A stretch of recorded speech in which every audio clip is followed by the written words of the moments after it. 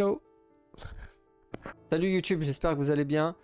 Je décide de tout vendre. Bon, le titre, il est un peu gros, mais c'est presque ça. J'ai vraiment presque tout vendu. Bon, sauf le lit et le bureau. Je vais vous parler de ça en détail. Dans cette vidéo, je me suis aidé de ChatGPT pour structurer ma vidéo pour qu'elle soit claire. Je vais vous lire l'introduction et à chaque fois, je vous lirai des petits passages et je rajouterai mon ressenti, mon avis sur ce que j'aurais dit. Et donc du coup, ChatGPT, on en parlera dans une prochaine vidéo parce que j'ai vraiment envie de vous faire un point là-dessus. Il y a vraiment beaucoup de choses qu'on peut utiliser avec ChatGPT que beaucoup de gens peut-être ignorent ou ne l'utilisent pas. Beaucoup pensent qu'être minimaliste, c'est vivre avec 3 objets. Donc je vais tout simplement vous lire la définition du minimaliste. Cherche à simplifier leur vie et à se concentrer sur l'essentiel. Pour moi, c'est vraiment ça le minimaliste. C'est un mode de vie, mais aussi un état d'esprit. Dans cette vidéo, on parlera du mode de vie, donc j'essaierai d'être précis au niveau des émotions, surtout l'état d'esprit que donne le minimaliste, le mode de vie, donc on ira en détail. On regardera ensemble par quoi il faut commencer pour pratiquer ce mode de vie, puis surtout ce qui est très important, comment ne pas retomber dans la surconsommation.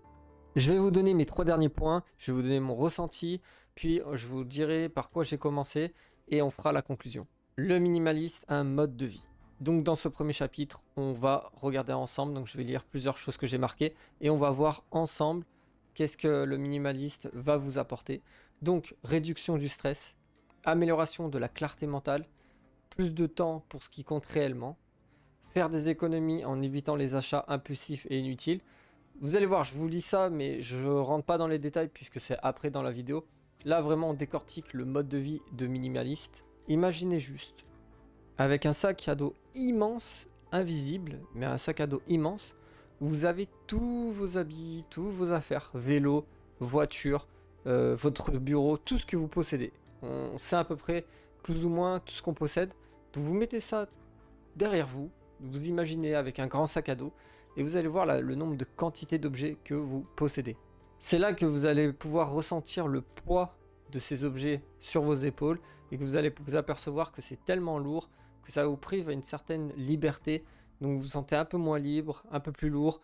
Et plus vous allez commencer à vendre vos objets, plus vous allez vous sentir léger et libre.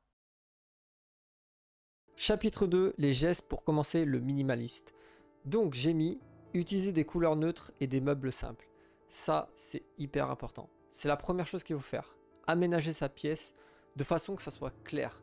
Parce que si votre pièce est claire, ça veut dire qu'il y a des couleurs simples, et c'est pas plusieurs couleurs, orange, bleu, jaune, voilà, toutes les couleurs, et bien votre esprit, il est aussi clair que la pièce dont vous vivez. Après, trier ses fichiers, ses photos et son disque dur. Avoir un bureau clean, et après j'ai mis parler du streaming. Donc on verra ça après. Les gars, je rentrerai dans les détails des fichiers photos juste au chapitre suivant. Je vais juste vous parler de, en tant que, je vais pas dire streamer, mais en tant que quelqu'un qui fait des lives sur internet, c'est très compliqué d'avoir un bureau clean. Parce qu'il y a la caméra, il y a le micro, il y a la lampe. Donc j'essaye de réduire le micro, j'essaye de réduire un peu les lumières, et il y a des lumières qui existent qui se mettent sur les écrans.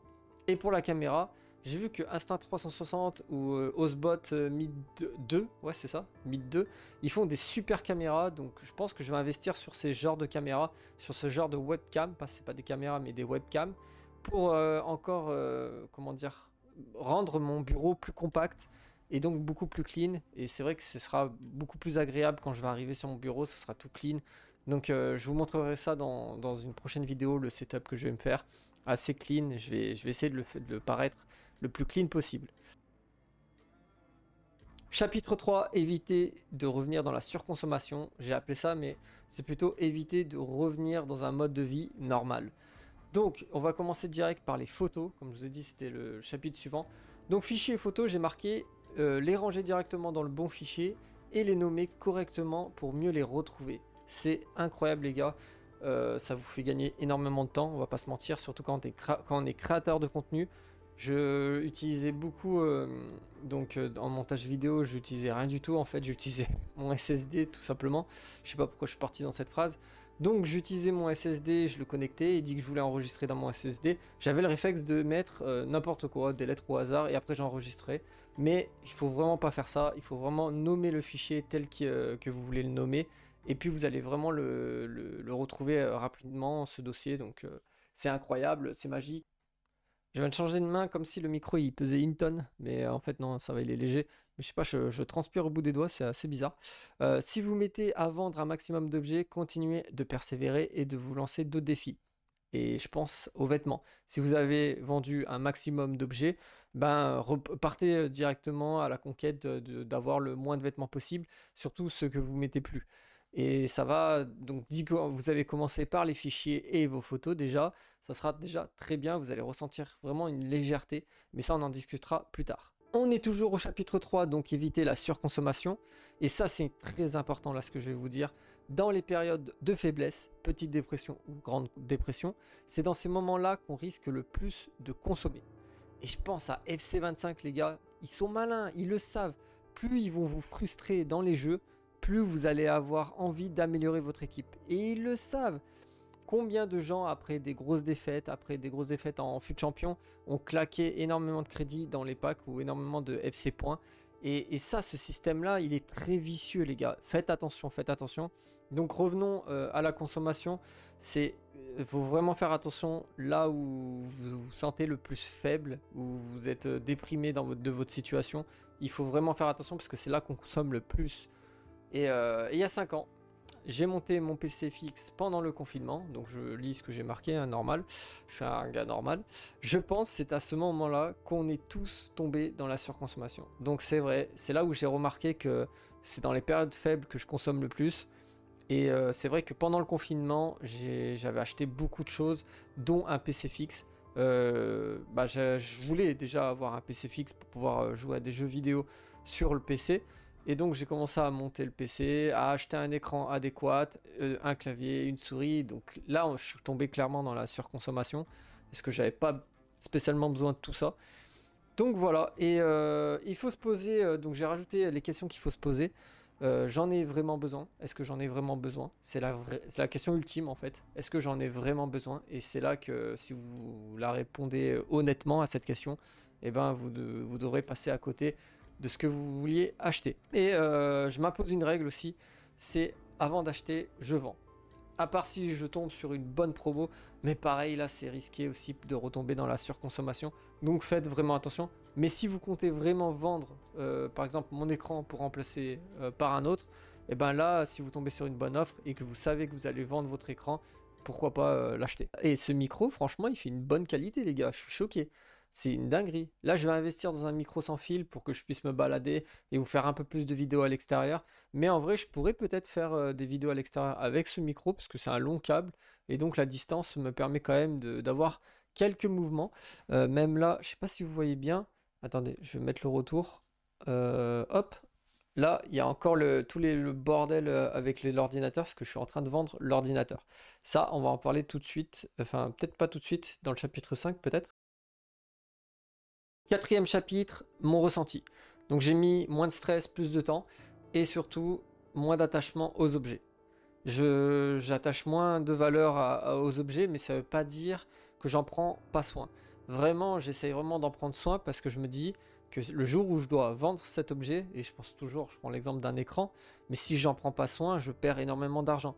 Combien de fois j'ai dit dans mes annonces que l'écran était comme neuf, et c'était réel, il était comme neuf, il avait aucun défaut, et puis j'ai pu le revendre à un très bon prix. Donc c'est vraiment pour cette raison-là, mais c'est vrai que j'ai aucun attachement. Par exemple, si mon neveu il fait tomber ma tablette, c'est un exemple, hein. C'est pas tout le monde qui est comme ça, certes j'en prends conscience, mais s'il fait tomber ma tablette, je vais jamais m'énerver. Je vais jamais m'énerver pour cet objet, parce que voilà, j'ai aucun attache dessus, et même si la tablette est protégée, tout ça. Il y a beaucoup de gens qui vont monter dans les tours, et franchement, c'est pas bon, parce que bah, ça montre que l'objet a tellement de la valeur et de l'importance pour soi-même que ça nous rend fou, ça nous rend malade. Donc il faut vraiment se détacher de ce qu'on possède pour mieux gérer son stress et être un peu plus léger dans notre vie. Ça c'est réel. Ceux qui ont vu cette vidéo, j'ai dormi 7 mois dans un futon, et ben j'ai acheté ce futon, c'était pas pour essayer, mais c'était parce que j'étais dans un mode de vie extrême de minimaliste, et donc j'avais acheté ça pour réduire et pour gagner énormément de place. Et donc quand je relevais le futon et le tatami, bah, la pièce était complètement vide, il y avait juste mon bureau. Et j'avais ce sentiment de plus être chez moi, de vraiment plus apprécier ma chambre. C'était comme si je louais cette pièce et après je partais.